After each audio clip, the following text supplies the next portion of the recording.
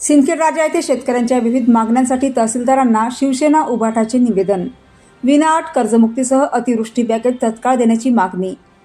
सिंदखेड राजा तालुक्यातील शेतकरी सध्या विविध समस्यांनी होरपळत असून त्यांच्या प्रलंबित आणि न्याय मागण्यांसाठी आज सिंदखेड राजा येथील तहसीलदार यांना एका लेखी निवेदनाद्वारे साकडे घालण्यात आले. शेतकऱ्यांची विनाअट कर्जमुक्ती करावी आणि गेल्या हंगामातील अतिवृष्टीचे थकीत पॅकेज तात्काळ जाहीर करावे या प्रमुख मागण्यांसह विविध शेतकरी हिताच्या मुद्द्यांवर प्रशासनाचे लक्ष वेधण्यात आले. यावेळी शिवसेनेचे उद्धव बाळासाहेब ठाकरे, युवासेनाचे पदाधिकारी, लोकप्रतिनिधी मोठ्या संख्येने उपस्थित होते. प्रशासनाने या मागण्यांवर गांभीर्याने विचार करून तत्काळ योग्य ती कारवाई करावी, अन्यथा तीव्र आंदोलन छेडण्याचा इशाराही यावेळी देण्यात आला. राज्यातील सर्व शेतकऱ्यांना कोणत्याही अटीशिवाय संपूर्ण कर्जमुक्ती देण्यात यावी. सन 2025-26 मधील अतिवृष्टीमुळे झालेल्या नुकसानीचे आर्थिक पॅकेज शेतकऱ्यांना त्वरित सुपूर्द करण्यात यावे. सरकारच्या चुकीच्या धोरणांमुळे वाढलेली प्रचंड महागाई कमी करून सर्वसामान्यांना दिलासा द्यावा.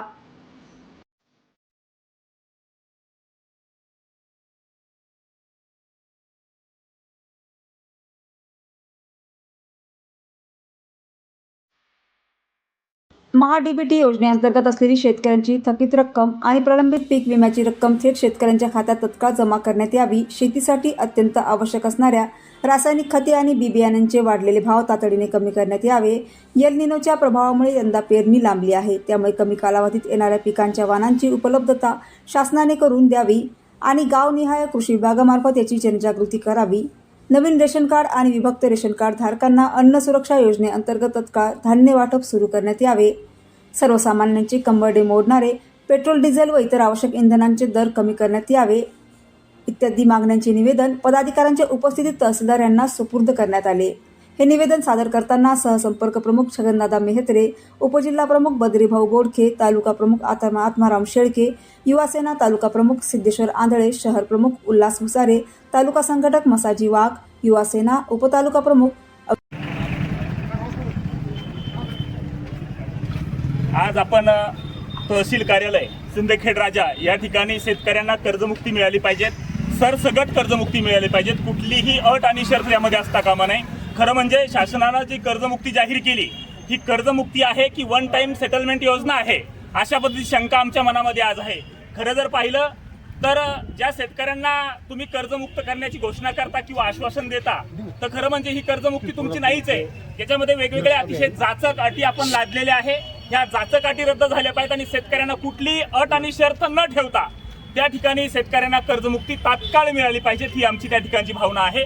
जर अशी म्हणजे 2019 साली माननीय उद्धव साहेबांनी जशा पद्धतीनं कुठली अट आणि शर्त न ठेवता अशा पद्धतीची कर्जमुक्ती दिली होती, अगदी त्या धर्तीवर तशा पद्धतीने कर्जमुक्ती आम्हाला हवी आहे. आणि म्हणून आम्ही शिवसेना उद्धव बाळासाहेब ठाकरे या पक्षाच्या वतीनं सिंदखेड राजा तहसीलवर आज या ठिकाणी असा भव्य मोर्चा आणला होता.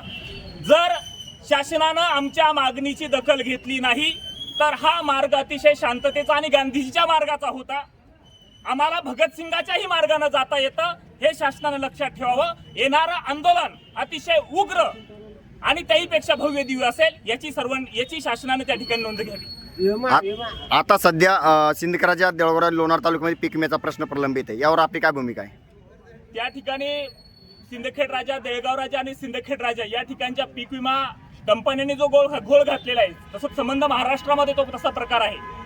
आमची मागणी आहे, जे पीक विम्याचे प्रतिनिधी आहे यांच्यावर तात्काळ कारवाई झाली पाहिजे, यांच्यावर गुन्हा नोंद झाला पाहिजे. जिल्हा स्तरावर त्यांच्यावर गुन्हा नोंद झालेला आहे, तो तालुका स्तरावर सुद्धा झाला पाहिजे, अशी मागणी आम्ही त्या ठिकाणी या तालुक्याचे कृषी अधिकारी त्यांना या ठिकाणी केलेली आहे.